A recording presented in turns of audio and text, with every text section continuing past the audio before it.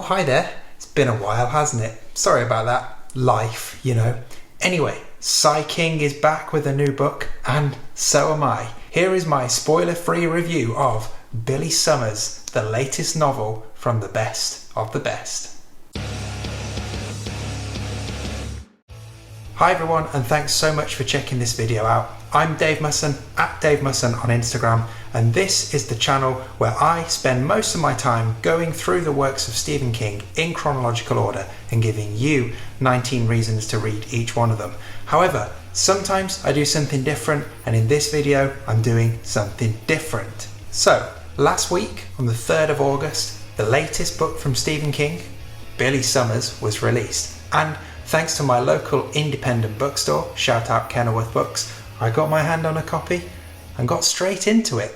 Now I've finished it and, well, I wanted to share some thoughts with you, and it seemed like the perfect way to make my comeback. Yes, the latest in many comebacks, where I leave this channel dormant for a few months and then come back with a glut of videos only to leave it dormant again. Stick around for the ride, you never know what's coming next. Anyway, I'm rambling.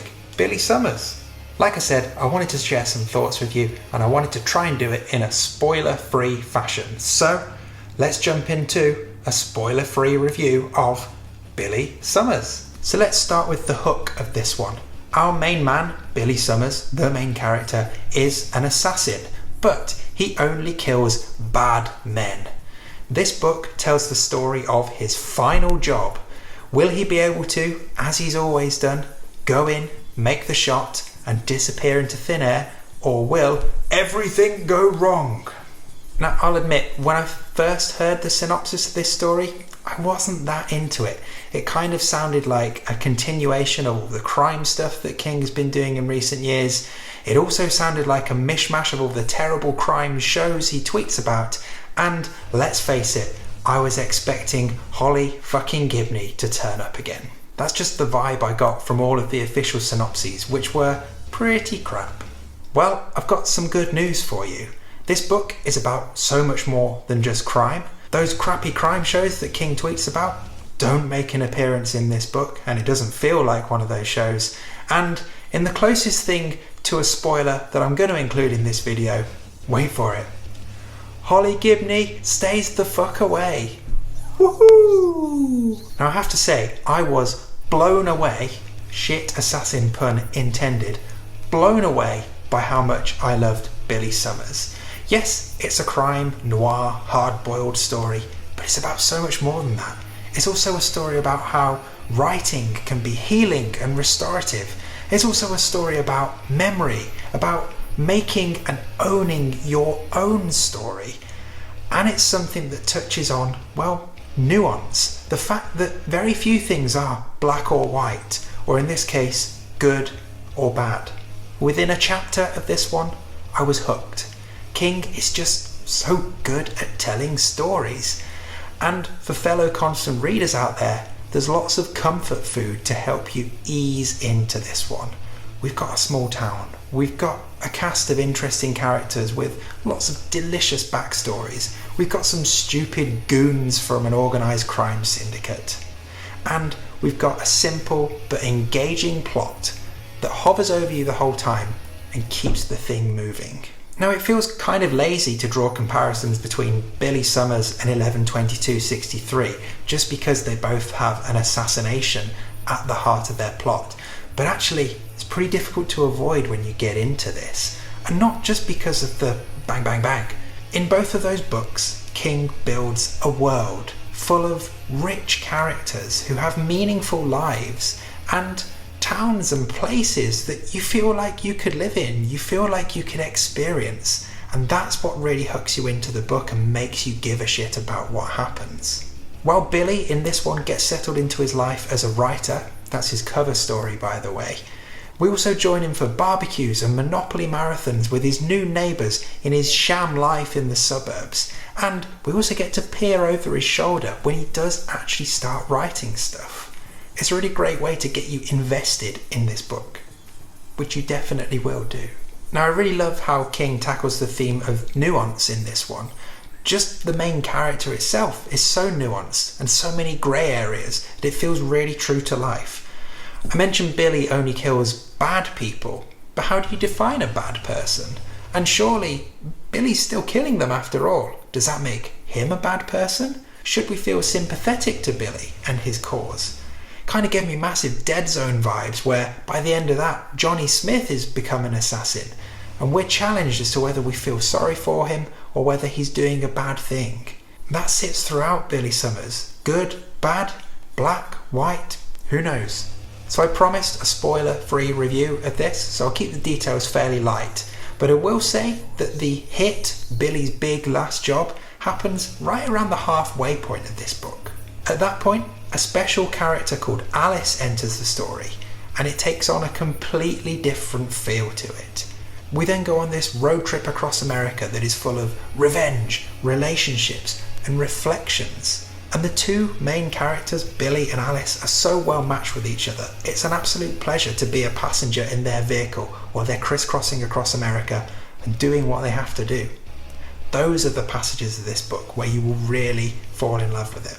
The pacing of this book is pretty much perfect. The plot moves along quick enough, but not so fast that we can't take time to step back into Billy's past through his writing and learn more about his time as a Marine, and before that as a child of the care system who had a pretty difficult upbringing.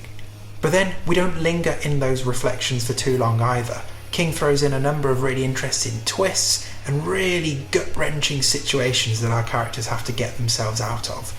Again, a lot like 11/22/63. As always with King, there are Easter eggs aplenty. Now, I want to leave as many of them hidden as possible so you can enjoy them yourself, but I will just touch on a couple of things. You can be absolutely assured that pretty much any combination of numbers together will add up to 19. We see a few places in Colorado that we might have seen before, and there are a couple of very cool minor nods that I particularly want to shout out.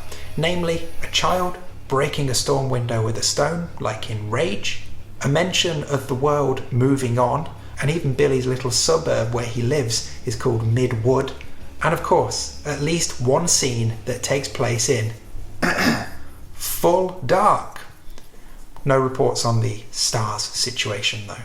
Now, not only does King do a great job of using this book to rubbish the idea of things being black or white, good or evil, A or B, but also in Billy Summers, he takes a number of pops at loads of things in the world right now that are, let's face it, just not right.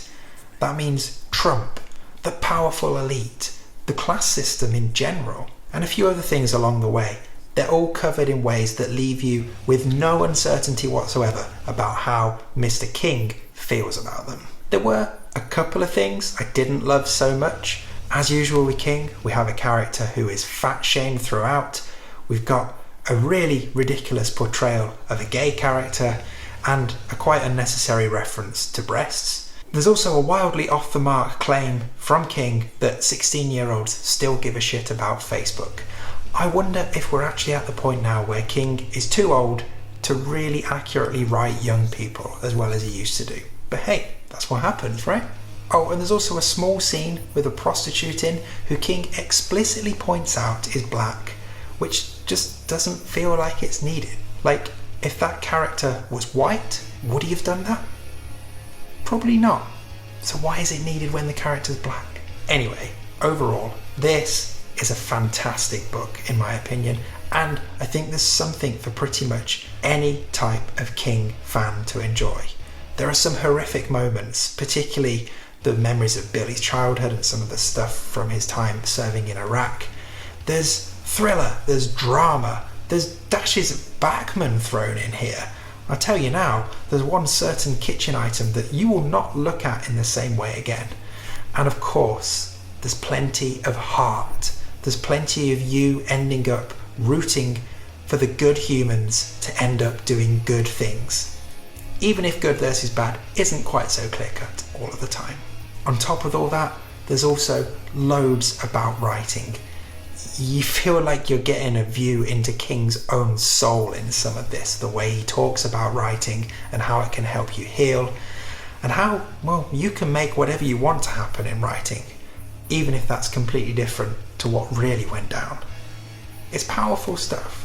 The best thing about this book is, for 450, 500 pages, yet again, you get Stephen King sitting next to you, holding your hand and telling you a really, really great story. I'm pretty certain this won't be his final book. He's probably got like at least 6 more already written. But if we entered that sad situation where this were to be his final job, like Billy's, then it would be a pretty good one to go out on. If we were scoring this, I would give it comfortably a 4.5 out of 5. I've been thinking about it pretty much constantly since I finished it. It's easily top 3 from the last decade of King's work, probably only just slightly behind 11/22/63 and level pegging with Revival. And actually, thinking about all of his works since he recovered from his accident, it's probably in with a shout of being top 10, actually. I already kind of want to just go back to page 1 and start it all over again. In case you hadn't guessed, yeah, this is really good. So there's my review of Billy Summers. Do let me know what you think, both of the review and of the book itself and the cover. I know quite a few people are a fan of the UK cover. I prefer the US one, but hey ho, always want what we can't have. Anyway, I'm rambling again. Let me know what you think. Subscribe if you liked this video. Go and check out my channel if you want to find some more. And I will be back soon with some more videos of me talking random bollocks about Stephen King. Take care and thanks for watching.